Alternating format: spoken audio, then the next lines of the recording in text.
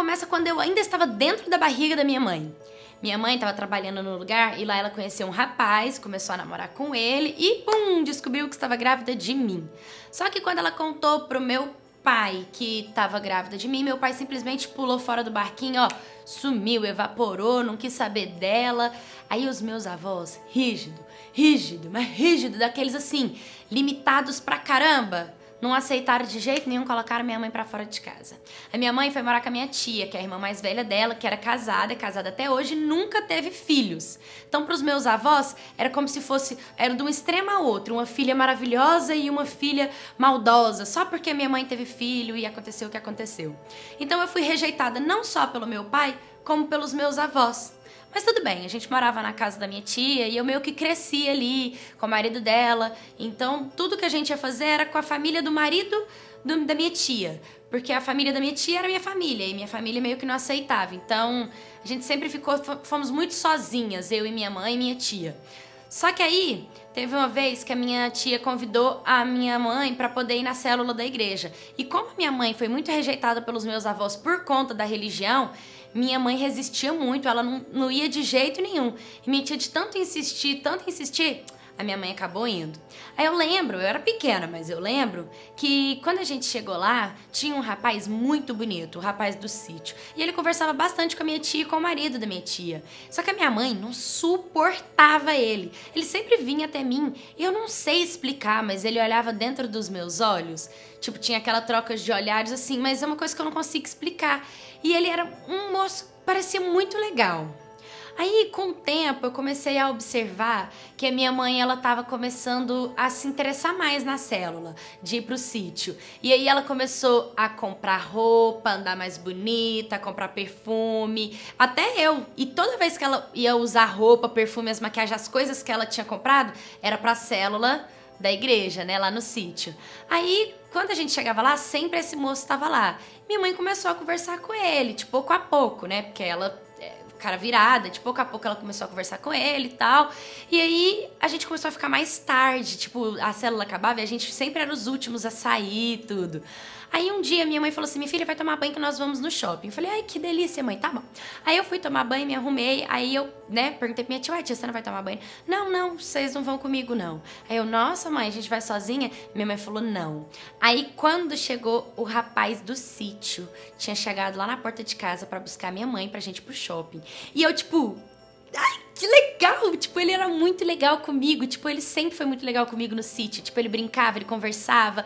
Coisa assim, um adulto quando dá atenção pra uma criança, brinca com uma criança, ele conquista uma criança. Então, ele meio que tinha me conquistado. Então, poxa, ele buscar eu e minha mãe pra ir no shopping.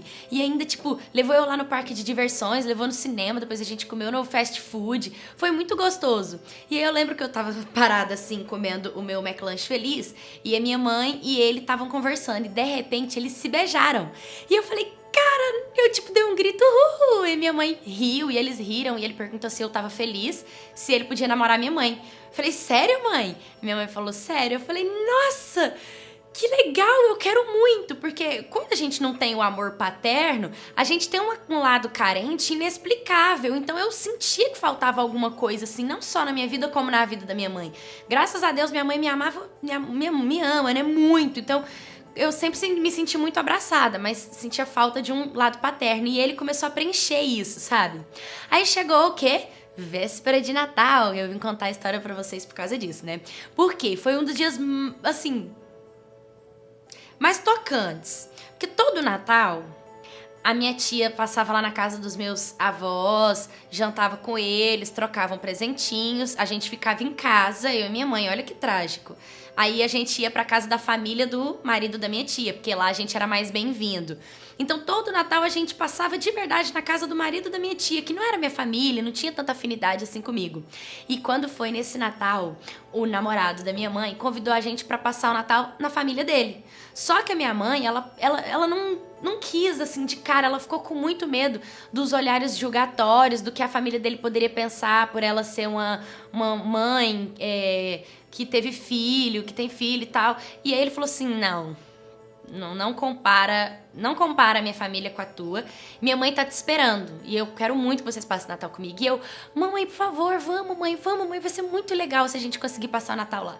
E minha mãe, ela foi mais por mim do que por ela, porque eu acho que ela tava com muito medo da mãe dele não gostar dela. E eu acho que minha mãe já sofreu tanta rejeição que ela não estava preparada pra sofrer mais uma.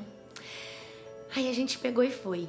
Deu Natal, dia 24, cedinho. A gente acordou, ele passou lá em casa, pegou a gente foi pra cidade da mãe dele. Quando nós chegamos lá, ele tinha avisado, né, que tinha chegado na cidade. Ele falou assim, mãe, cheguei na cidade, daqui uns 5 minutos eu tô na porta. Quando ele parou o carro na porta, a mãe dele e o pai, e até os irmãos dele também, com os sobrinhos, tudo da minha idade, tava todo mundo na porta, parecendo, sei lá, que a gente tava vindo assim de fora do país, foi muito engraçado. E quando a gente chegou, eu fiquei com muita vergonha e a mãe dele veio com tudo pra cima de mim e ela me deu um abraço muito apertado e ela me deu um beijo assim no rosto e falou, seja bem-vinda, minha filha, eu quero que você se sinta em casa. Agora eu sou sua nova avó e esse aqui é seu novo avô. E eles trataram a minha mãe muito bem, tipo, falaram tanto que ela era linda, o tanto que eles estavam felizes do filho dela ter encontrado alguém tão bacana, que ele falava muito bem dela, que ela podia se sentir em casa, que, sabe, tipo, hospitaleiros ao máximo. E aí eles vieram com, tipo, um carrão de boneca que cabia eu dentro do carro. E aí eu entrei dentro do carro e, tipo, tinha muita comida e todos os meus primos me chamavam de primos e me abraçavam, e meus tios me chamavam de sobrinha.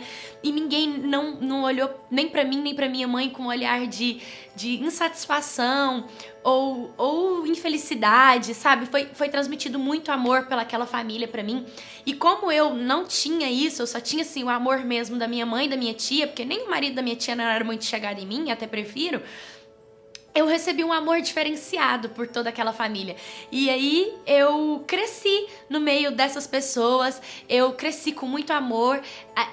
O meu pai, no caso, porque chegou uma fase que eu não conseguia não chamar ele de pai. Ele agia como um pai, ele às vezes brigava comigo, assim, mas com muita educação e respeito pro meu bem, como um pai. E eu só ouvia falar do meu pai biológico quando a minha mãe falava assim, sim, ele já depositou o dinheiro da pensão. Ou seja, meu pai, ele só depositava dinheiro. Mas sabe de uma coisa? Eu nunca senti falta do meu pai biológico, porque pra mim, pai é quem cria, não é quem faz, entendeu? E graças a Deus, eu nunca pude nem contar, assim, pros outros que eu não sou da família do meu padrasto, porque a família fica magoada se eu falo, tipo, que os meus avós não são meus avós de verdade. Nossa, se eu falo uma coisa dessa pra eles nossa, eles ficam muito magoados, eles não consideram que eu sou de fora, é como se eu realmente fosse filha do filho deles. E pra mim foi uma conquista, foi o maior presente, foi o melhor dia da minha vida, foi quando eu ganhei aquela família de presente. E você? Qual foi o presente de Natal que você mais apaixonou, que você mais gostou e que mais marcou a sua memória? Jingle bell, jingle bell, jingle bell. Ó, não sei cantar não, hein? Não sei falar inglês também não, hein? Então, gente, a história de hoje foi falando sobre o Natal. Então, Feliz Natal, tudo de bom, que a casa de vocês se enche de luz e de prosperidade. E agora compartilha comigo, o que você realmente gostaria de ganhar de Natal? O que você olha assim e fala assim, Paulinha, eu queria ganhar isso de Natal. Ou, Paulinha, o meu maior presente de Natal foi isso. Compartilha comigo pra gente poder estar conversando, essa época maravilhosa. E, gente, tem muitas pessoas que falam que o Natal tá perdendo sentido, que o Natal não tem mais a mesma coisa que tinha antes. Então, se dentro da tua casa o Natal tá perdendo a essência, muda isso. A minha família tinha perdido completamente a tradição de brincar de amigo secreto, daquilo tudo. E sabe o que eu fiz? Assim que eu comecei a virar mulher e tomar um pouco mais de iniciativa, eu juntei a família, eu fiz amigo secreto, eu selecionei o que eu queria fazer. E aí todo mundo voltou até aquela tradição de família, porque eu dei esse passo. E esse ano, de novo, e eu quero sempre estar fazendo com que a tradição não morra na minha casa. Então, se a tradição tá morrendo na tua casa, muda isso. Você tem o poder de mudar isso. Então, curta, comenta, compartilha esse vídeo. Um beijo e até o próximo vídeo.